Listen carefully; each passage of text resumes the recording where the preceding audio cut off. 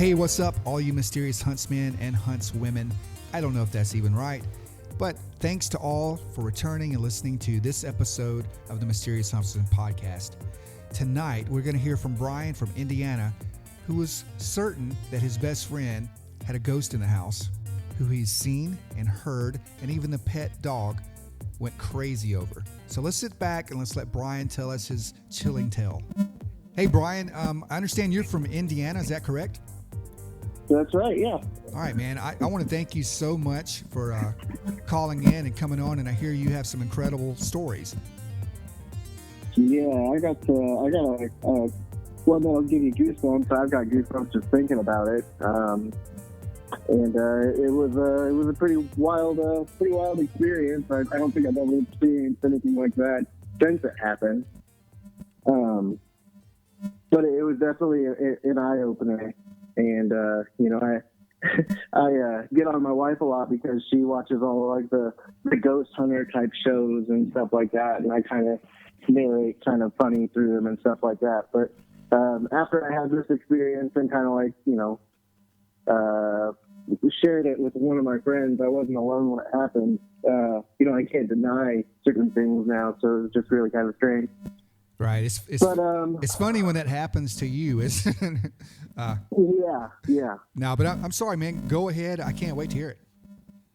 Okay, so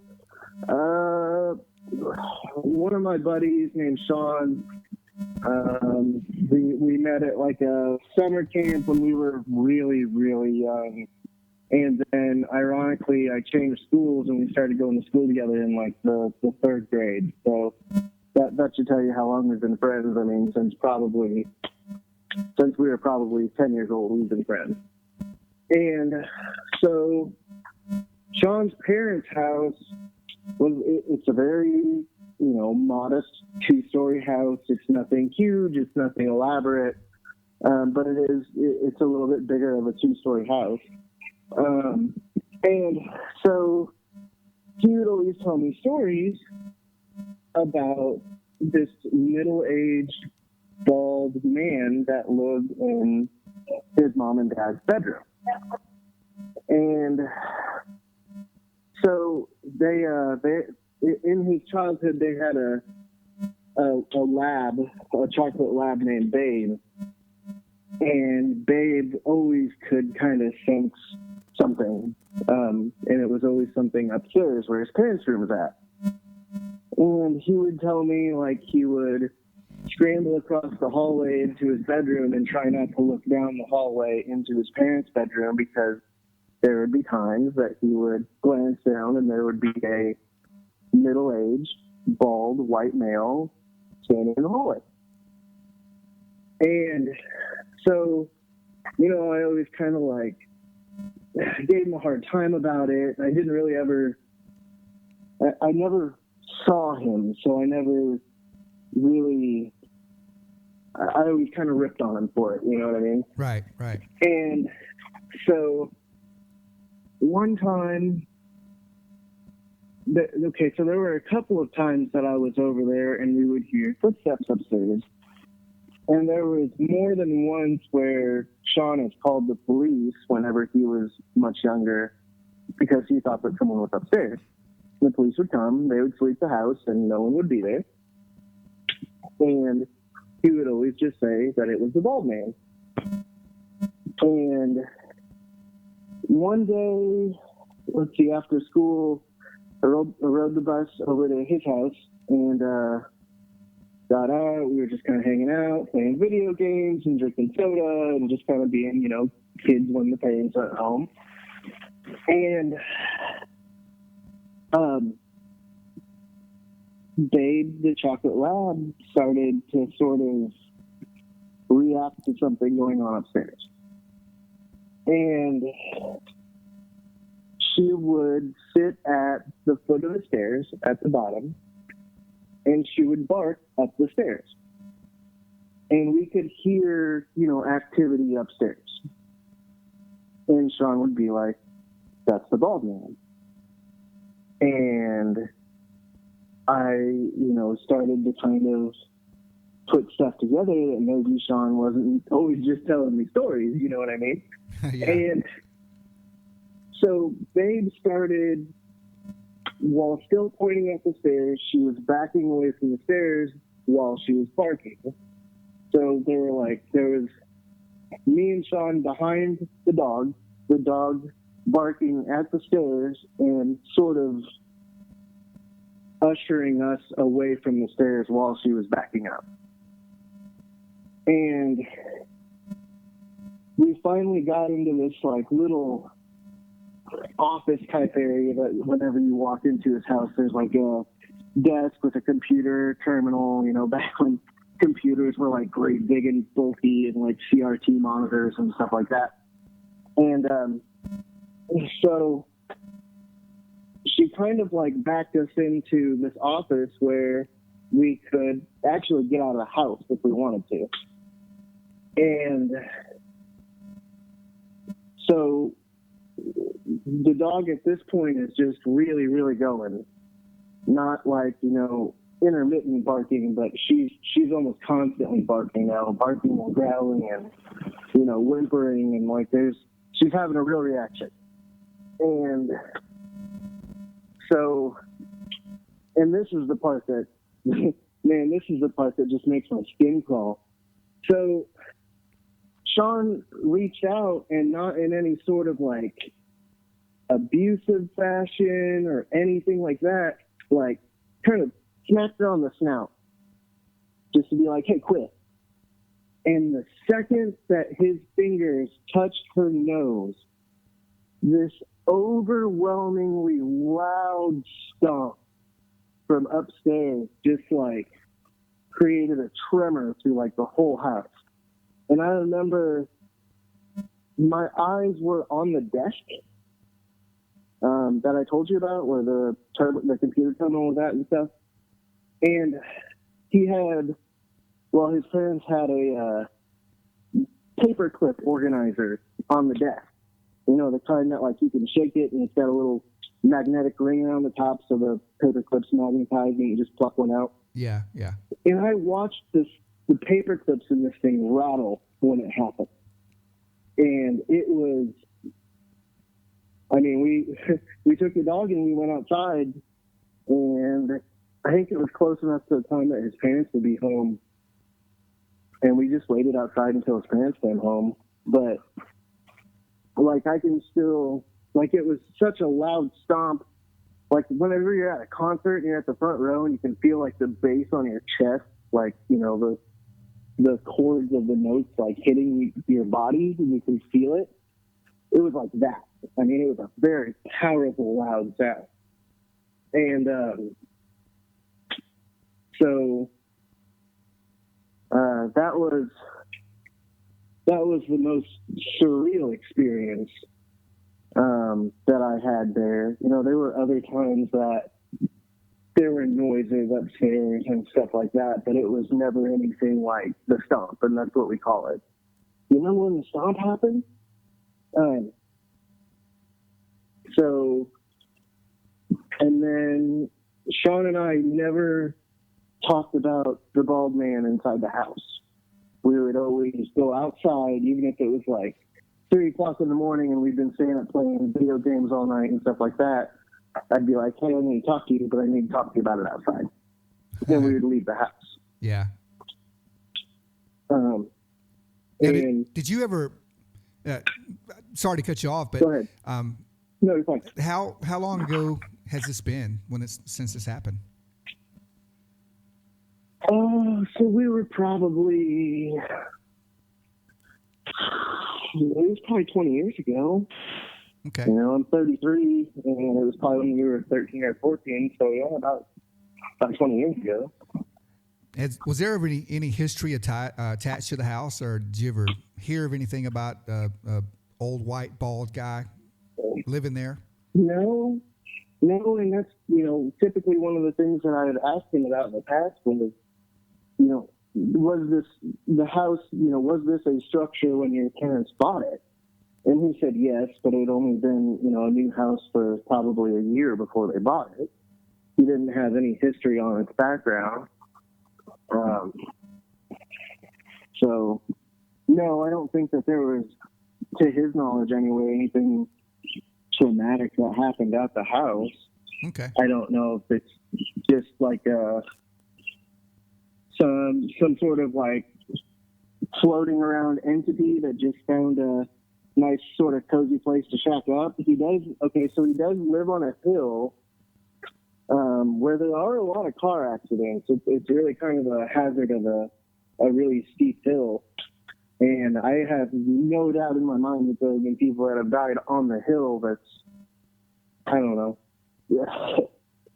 30 yards away from where he lives. So could there be some sort of transfer that someone passed and needed a place to sort of relocate to on some sort of spiritual plane, and just took shelter in his parents' house? I'm not sure. Yeah, there's no telling with that, man. And what intrigues me is the lab, Bane, his actions, because, I mean, it's kind of well known that animals see and sense things that we can't even perceive. So I've seen animals do crazy things when they get scared, or you can almost tell that they're looking at something, and it's really freaky when you see that. Well, he's told me on numerous times that the bald man would lock the dog in places. Upstairs, just outside of where his parents' bedroom is at, there's a very small bathroom. It's got a small shower in it, and then, a toilet and a sink and stuff, but it's not a very large space. And he said that there were several times that the man would lock the dog in this bathroom, and that the dog would try and chew its way out through the door.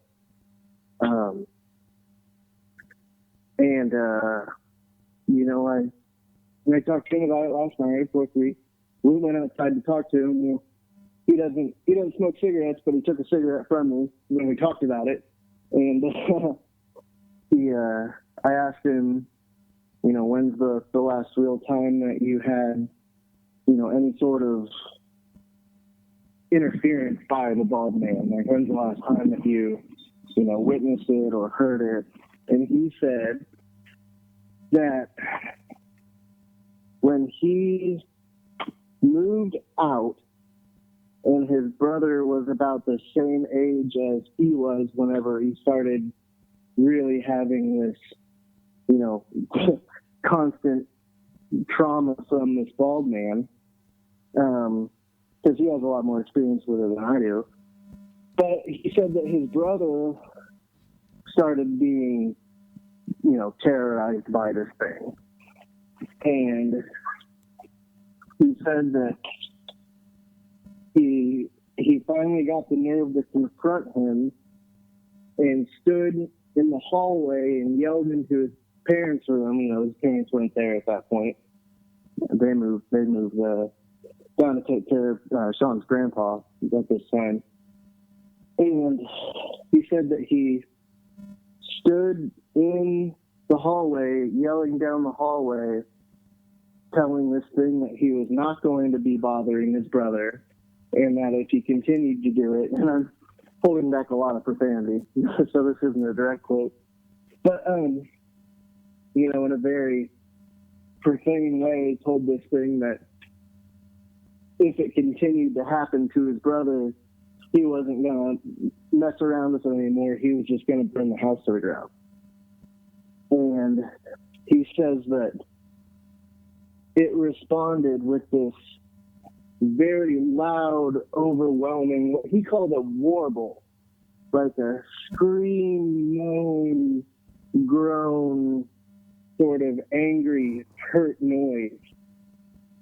And he wanted me to share that with you as well. And he said that ever since he's heard what he calls the warble, the screaming, moaning, painful noise, a very guttural, deep, angry, hurt noise, he says that he's never had an experience with it again.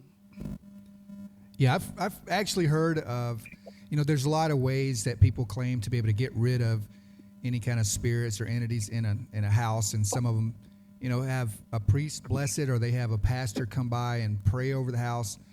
They even some of the alternative or the holistic people will use sage, and then a lot of people claim to say all you have to do is just say you're not welcome here, get out of my house, and that maybe that's what happened.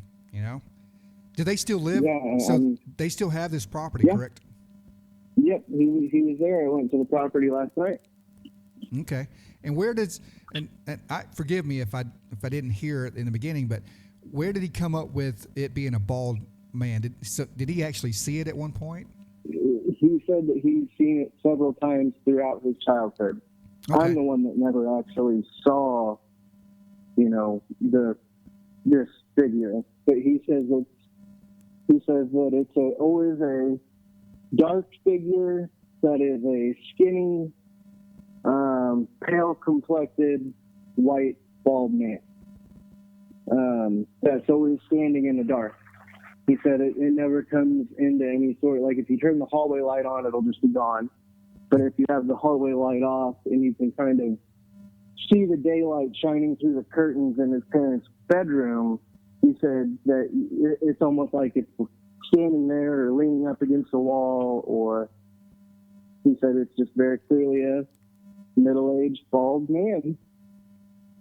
Dude, that's creepy. It was pretty wild. It gave me goosebumps telling me about it tonight.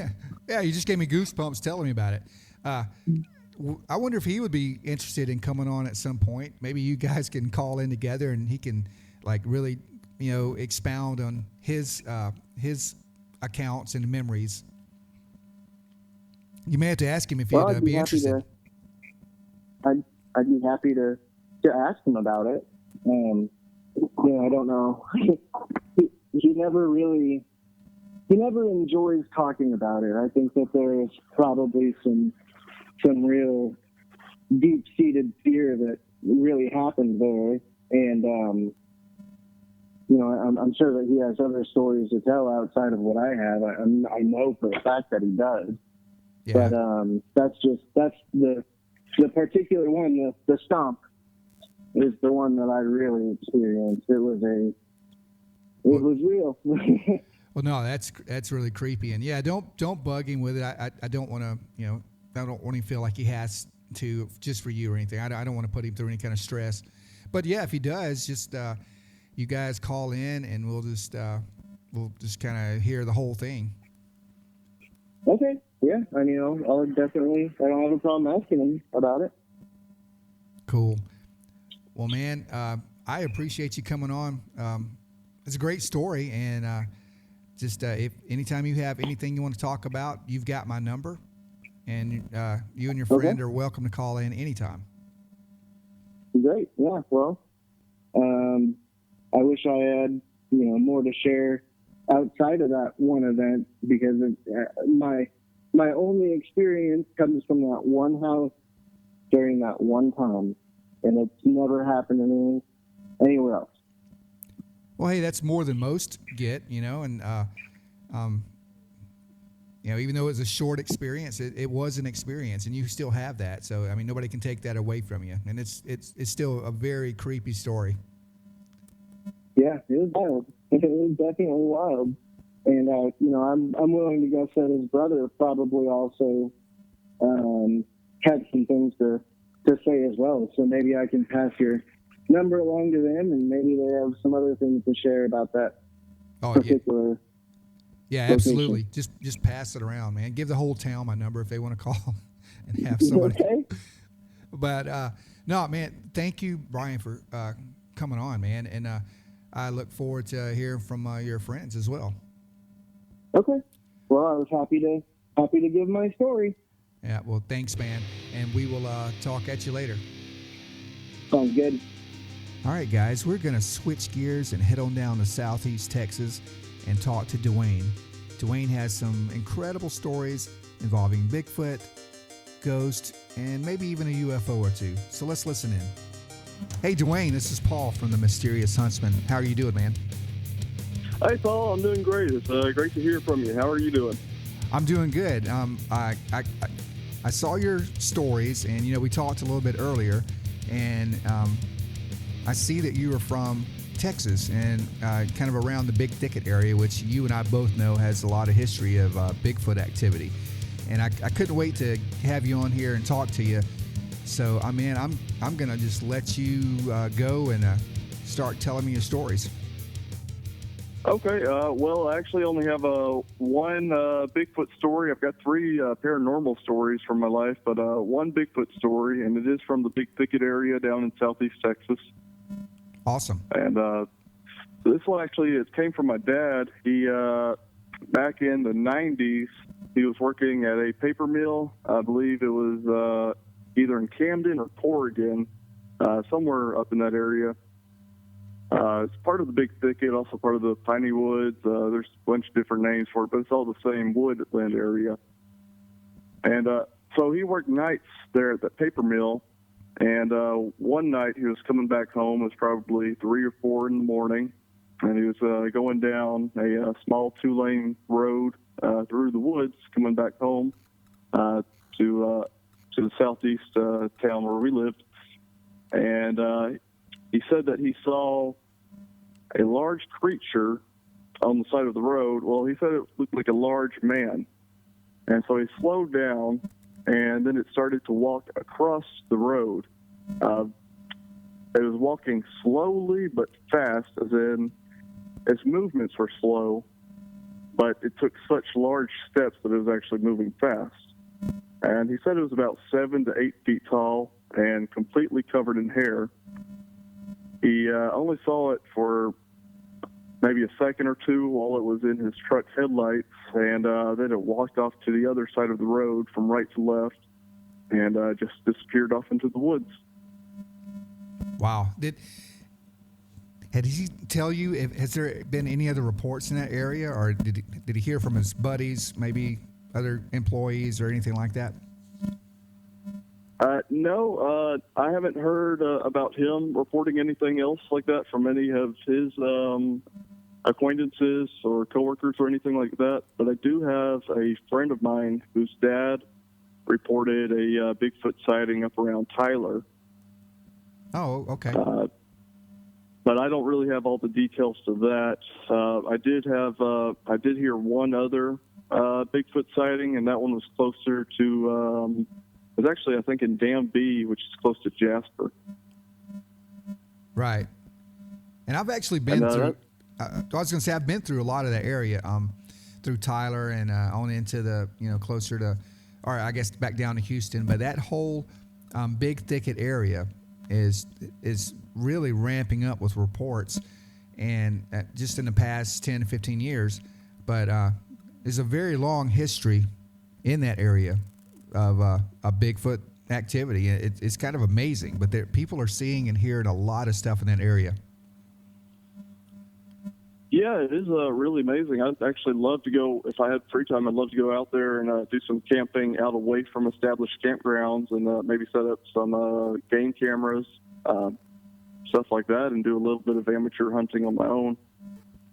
But when I was researching Bigfoot, because all these different stories got me pretty interested in it, I actually found out that some of the first reported sightings in America happened in Arkansas. And the woodlands going from the Big Thicket in southeast Texas are pretty much contiguous going up through Arkansas. So I wouldn't be surprised if it's one big Bigfoot population that roams this large area of the South. Yeah, it could be, and I'm probably about to date myself, but I remember as a kid watching a movie, kind of really got me hooked and started, but it was, I think it was called The Legend of Boggy Creek, and it was about a Bigfoot or some type of cryptid monster, something in the swamps of, I think it's Falk, Arkansas. And I think all of that area continues down, like you said, it'll go on down into the southeast. And I think it even bumps Louisiana in the swamp lands area, but huge activity area through Arkansas and on down to Texas. That's for sure. Yeah, I agree. It's pretty exciting stuff. Yeah, and there's, forgive me, I don't have the name of the Well, there are a few Bigfoot researchers down there in the area, actually out of the big thicket. So you may want to like hook up with these guys, and they can probably get you started on like taking you on researchers, or not researchers, but investigations, and doing some research for yourself out there. And maybe I could come along too one of these days. Yeah, absolutely. If I ever do get free time, being an over-the-road trucker, I'm mostly out driving and working. But if I ever do get a chance to hook up with them, I'll definitely, I'll get in contact with you. I'll invite you along, and even if you can't make it out, I'll forward you anything that we managed to dig up.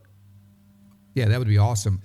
And yeah, you just said you're over-the-road trucker, man. It seems like you guys also have tons of stories. I mean, I know a lot of truck drivers that have seen some amazing things, and I don't know if you've seen anything while you're working, but I know you said that you've got a few more paranormal stories.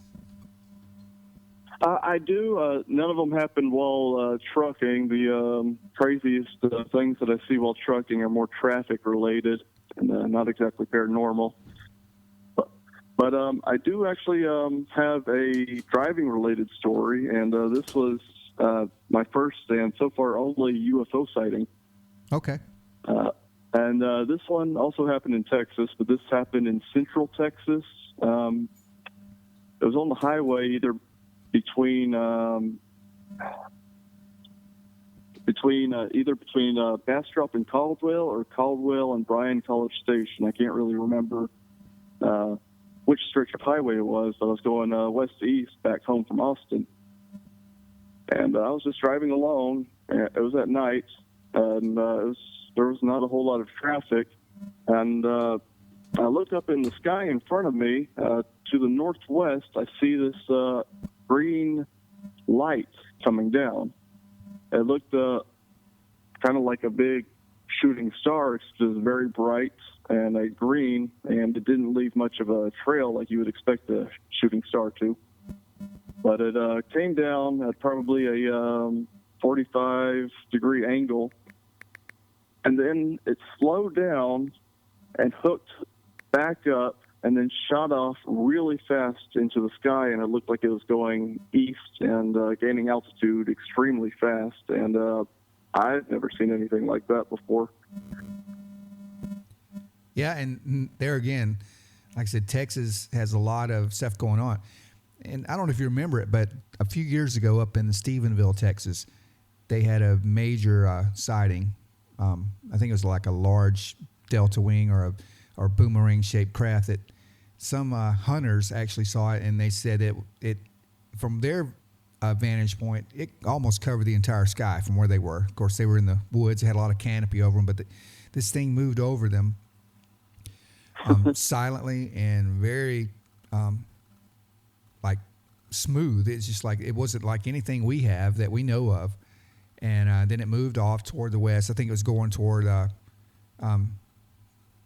the time, our President Bush's ranch. Is it Crawford or Crawfordville, Texas?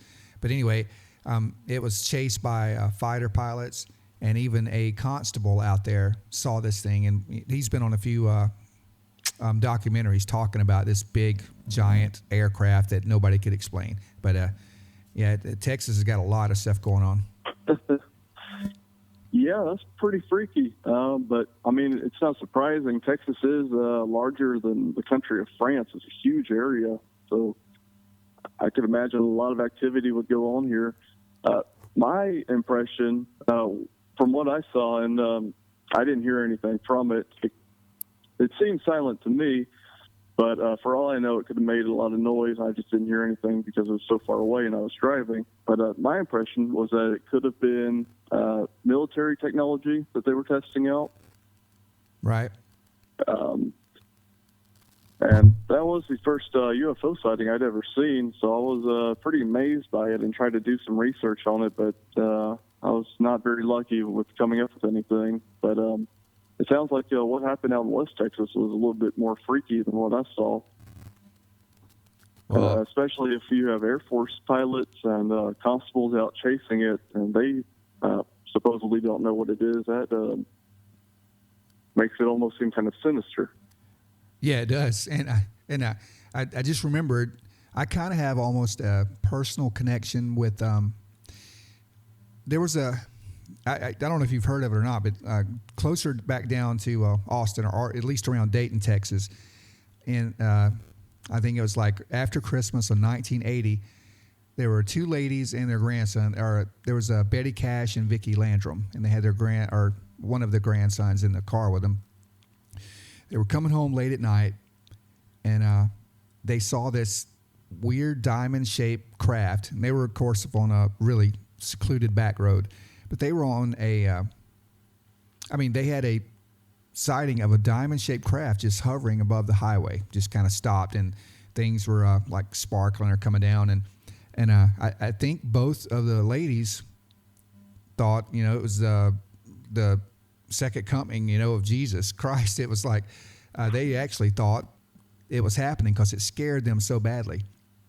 So they get out of the car, and I think the grandson stayed in the car, but both of the ladies get out of the car, and they get hit with this amazing bright light. All right, so it starts burning their skin. They try to get back in the car. They touch the car. The car is hot.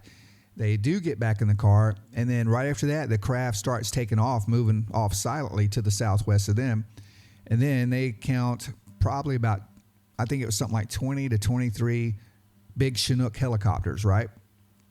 Mm-hmm. It's following this craft also. All right, so time goes on. Next few days, they get really sick. They go to, I think it's the ER in Houston, and they are attended by a doctor that I actually wound up meeting when he moved to Alabama years ago. These ladies were exposed to high levels of radiation, and that much he says he can say. He doesn't know what they were exposed to, but they both developed like cancers and skin cancers due to this happening. And I actually talked to him personally about it, and I didn't know his connection to it at the time, but he said yes. He says they were exposed to high levels of radiation in just a few minutes of time. He said, I have no idea what they were exposed to, but it altered their lives basically. And, whether it was military or whether it was, something otherworldly, I don't know. But it's pretty amazing that no one came forward either from, our government or somebody else to help these poor ladies. Right, absolutely. That's whoever is responsible for that. That's very irresponsible, I would say. Yeah, absolutely. And I didn't mean to go on for a big tangent there, but go ahead. I'll let you keep talking, dude. Oh, okay. Well, no, that was very interesting and pretty frightening. I'll be on the lookout for UFOs. I'll try to avoid them from now on. Just don't get out of your car. Right, absolutely. Drive away. But all I got left is, one ghost story that's happened to me, and I can tell you another ghost story from Texas if you'd like. Yeah, absolutely, man. All right, which one would you like me to start with? The personal one or the one that's more like a legend? Let's go personal. Okay. So, well, you and I were talking earlier. I used to work in a retail store in a little town out in southeast Texas. And one day I was opening up the store. It was just me and the manager was in the back filling out paperwork, counting the safe money, all the regular morning managerial duties. Meanwhile, I was the only employee out front opening up the store. I unlocked the doors, and then about 7:30, this was our first customer of the day, a gentleman walked in. He was a Hispanic gentleman who spoke very little English, and I speak very little Spanish, but he spoke enough English and I spoke enough Spanish that we were able to communicate. So I figured out what he needed, and I took him over to the appropriate aisle, and we started discussing different solutions to the issue that he was having.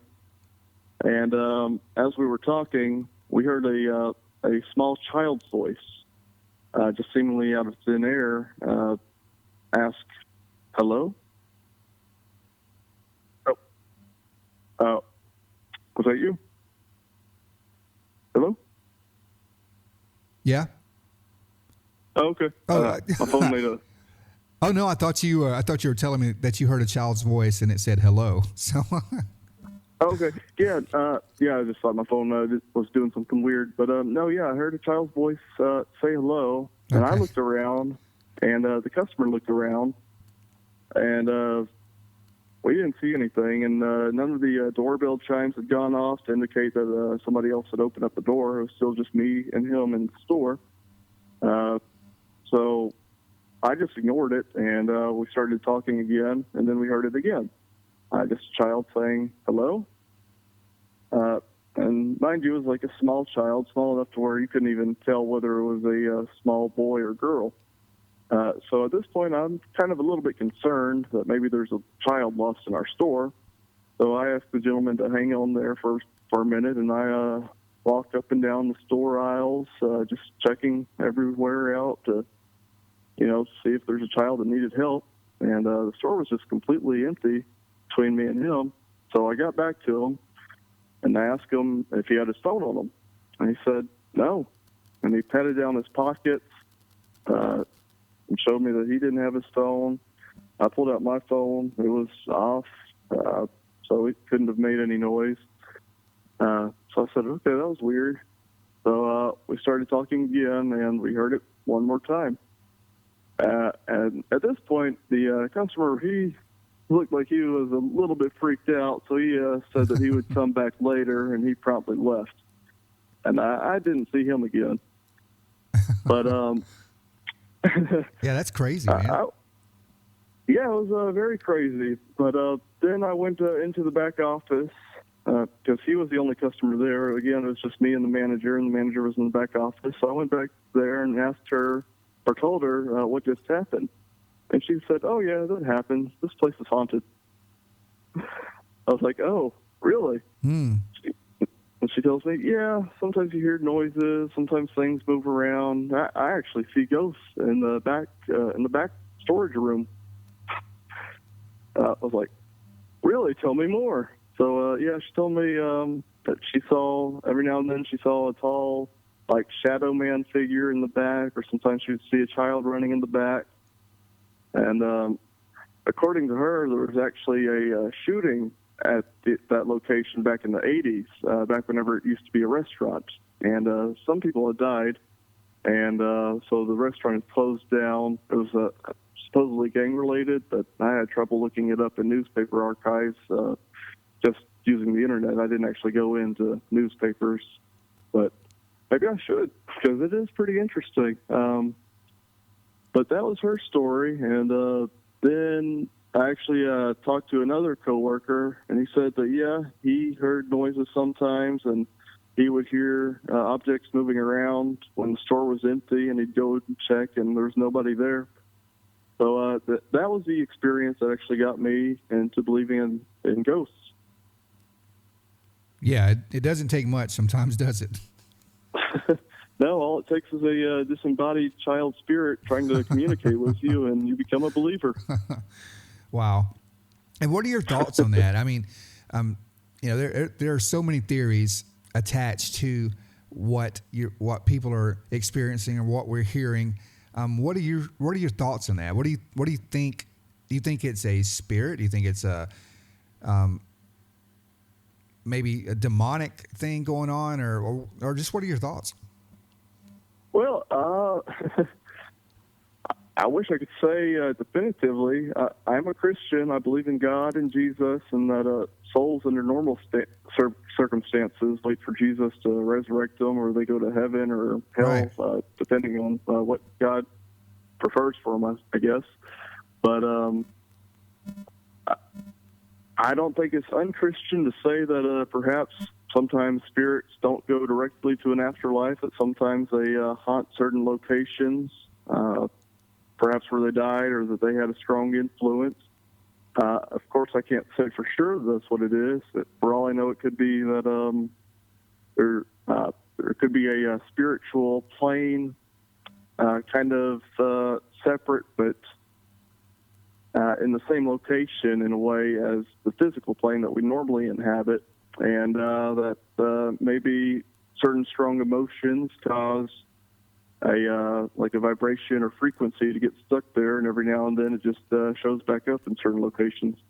But then again, for all I know, it could just be demonic forces trying to mess with good living.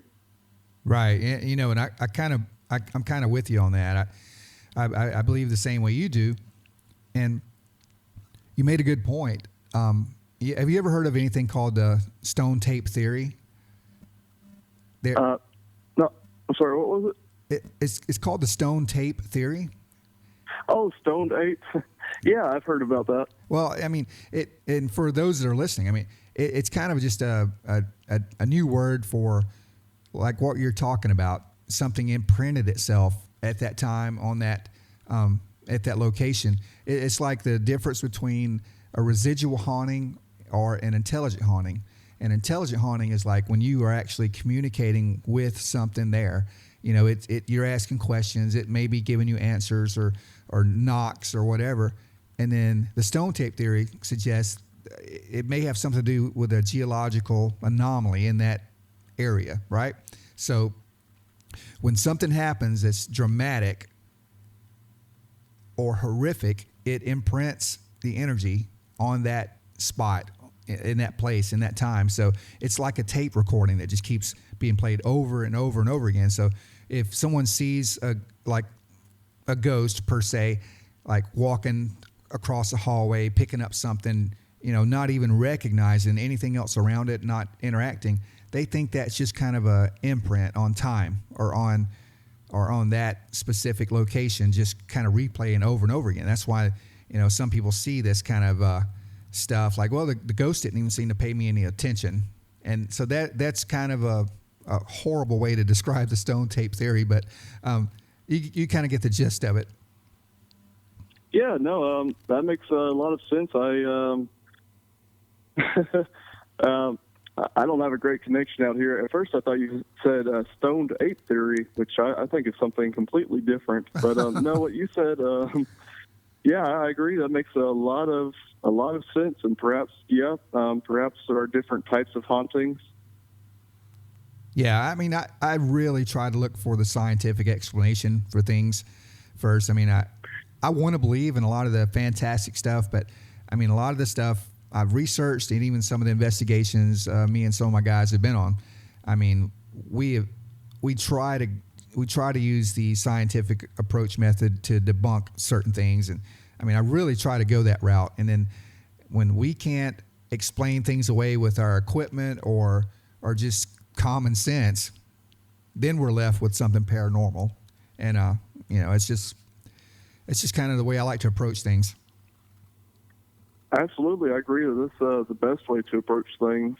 Me and my friends, back whenever we were in high school and just after high school, we actually did some amateur ghost hunting. And, you know, we would go out to cemeteries and stuff and try to get EVPs.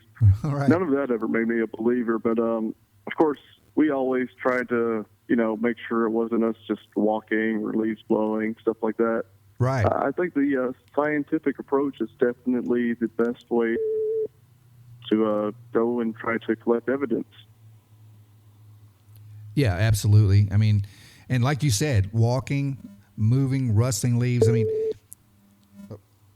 people, they will get EVPs, and if they go back and really listen to it or check what's going on, it could have been like their shirt rubbing up against their microphone or something that caused a noise that kind of sounds like maybe an EVP. I mean, you really got to just like be still, and you got to like place your recorders off of your body in just a spot where nothing's touching it, and you got to watch out for drafts or the wind outside or the airflow from a air conditioning duct. I mean, you really got to pay attention to a lot of that stuff. Absolutely. All right, man. And you said you had a possible legend story in the area. Oh yeah, if you have time. Yeah, I was. There was something else I was going to say, but then it just like completely lost my mind. But I don't think it was important anyway. But I was probably talking too much. No, not at all, not at all. like I said, I've worked a long day, and I'm probably a little bit dehydrated, but so that's all that is. Actually, I really enjoy this conversation. It seems like a really interesting show that I'm definitely going to have to check out. It seems like a perfect road companion. But well, I appreciate it. I'm just getting started, and I mean, I want to have anybody on that wants to tell their story. I wanted to create a platform where people wasn't afraid to come on, and they didn't have to worry about getting called crazy or ridiculed or anything like that. I mean, everybody has a story, and I just want to hear it. Absolutely, I love that. But getting to that legend, I don't know if you've heard of it or not. It's another Texas ghost legend. It's called the Bragg Light. No, I haven't heard of that. Okay, down in Saratoga, and this is also in the Big Thicket around Koontz, there's an old road that used to be a railroad. And supposedly, if you drive your car down there at night, you turn off your headlights, you can see a ghostly light form off in the distance or maybe even closer.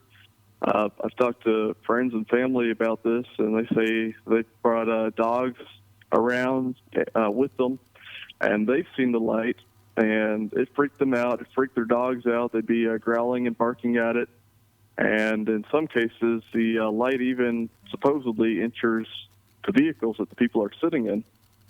But the legend is that this light is the ghost of a railroad engineer, or I believe engineer, who was leaning off of one of the railroad cars and had his head lopped off by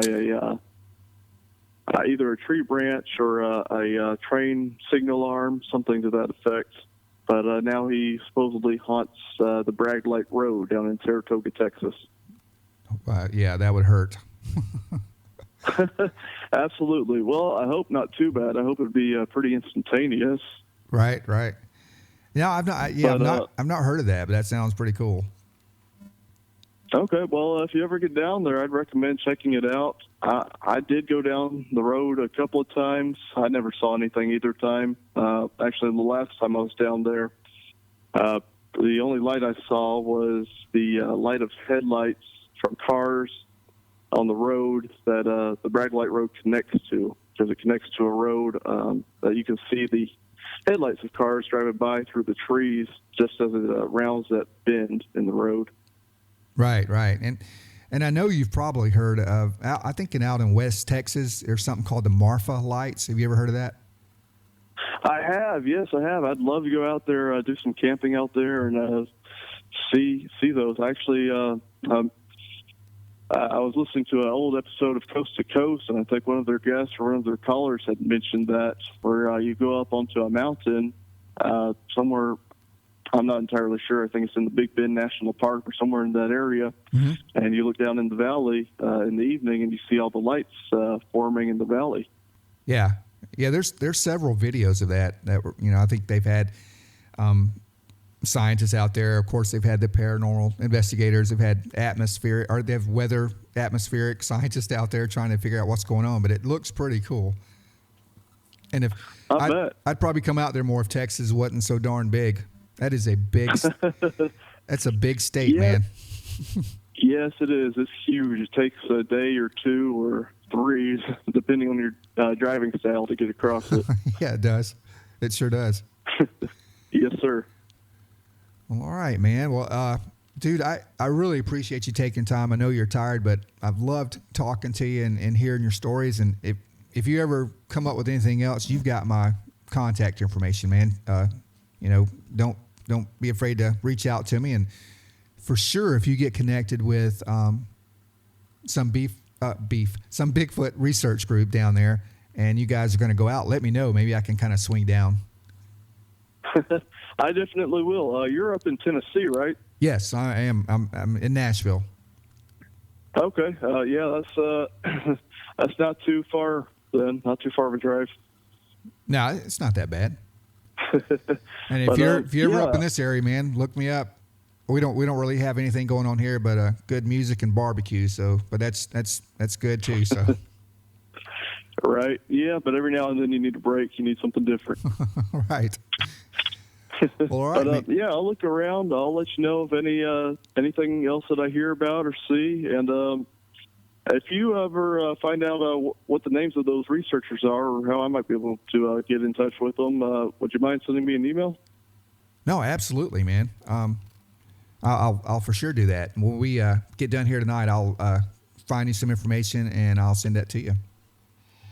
Awesome. I appreciate that, Paul. All right, man. Well, it was great talking to you. Yeah, you too. But dude, stay safe on the road, and we'll talk at you soon. Yes, sir. Sounds good. I'll be listening to you. All right. Thanks, man. Later. And that's going to do it for another episode of Mysterious Huntsman. Thanks for listening in. I hope you've enjoyed this 2-part series of ghosts and Bigfoot and UFOs. I mean, anything's game here. So remember, guys, if you want to be on the show, I would love to have you. We would love to hear your stories. You can reach me at mysteriousHuntsman@gmail.com or find me on Facebook. I'm also on iTunes now, Spotify, and Stitcher Radio. So thanks again. Have a great weekend, and we'll see you Sunday night.